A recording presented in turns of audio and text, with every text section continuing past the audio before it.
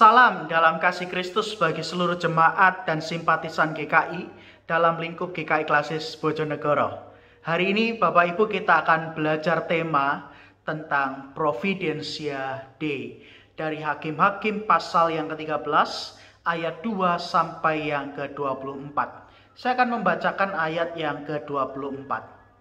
Lalu perempuan itu melahirkan seorang anak laki-laki dan memberi nama Simson kepadanya. Anak itu menjadi besar dan Tuhan memberkati dia. Terpujilah nama Tuhan. Bapak, Ibu, dan Saudara, kita pasti tidak asing dengan frasa Providentia Dei. Ya, penyelenggaraan ilahi.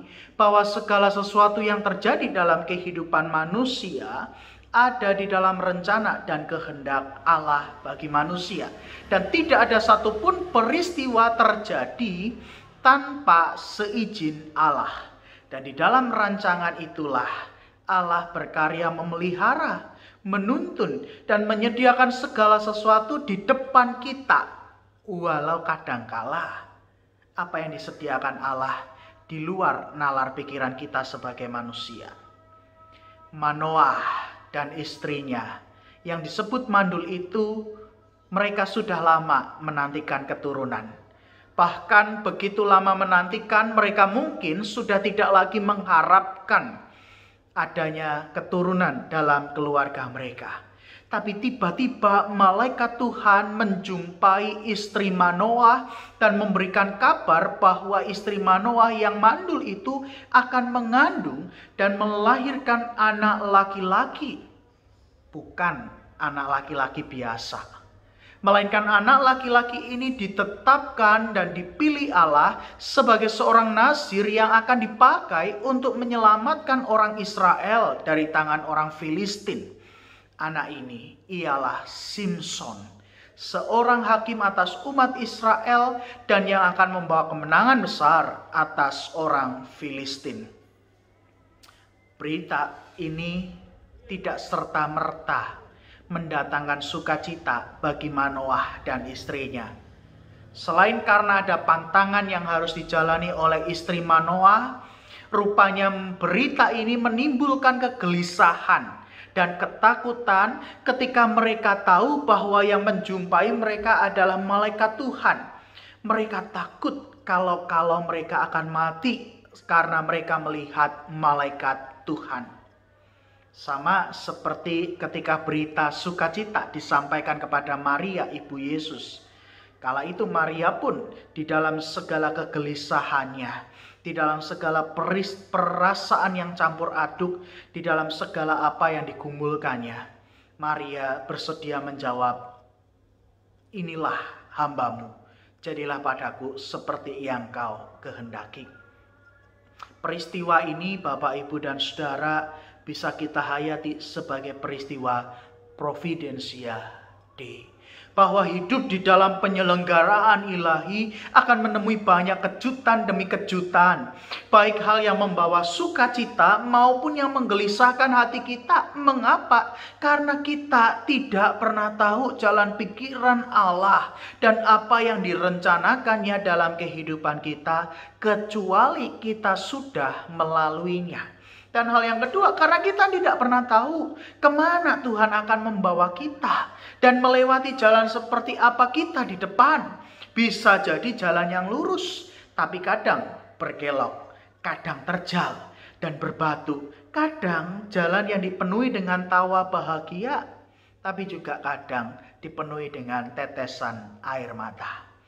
Bapak, Ibu, walau kita tidak pernah tahu apa yang akan terjadi di depan sana, satu hal yang pasti, bahwa kita tidak pernah berjalan seorang diri. Sama seperti Manoah dan istrinya. Sama seperti Maria yang mendapat berita sukacita. Dan sama seperti tokoh-tokoh Alkitab lainnya yang dipanggil dan diutus oleh Allah. Mereka diiring dan disertai oleh Allah.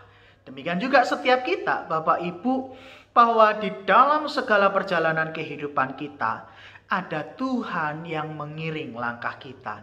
Ada Tuhan yang menyediakan segala sesuatu yang baik di depan sana, bahkan di luar nalar pikiran kita sebagai manusia.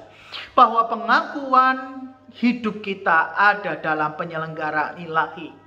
Itu berarti kita juga menerima kedaulatan Tuhan atas kehidupan kita. Kita mengaku bahwa Ia tidak pernah salah merancangkan segala sesuatunya. Dan ketika kita mengizinkan Tuhan berkarya dalam kehidupan kita, maka kehendaknya lah yang baik yang akan terjadi dalam kehidupan kita.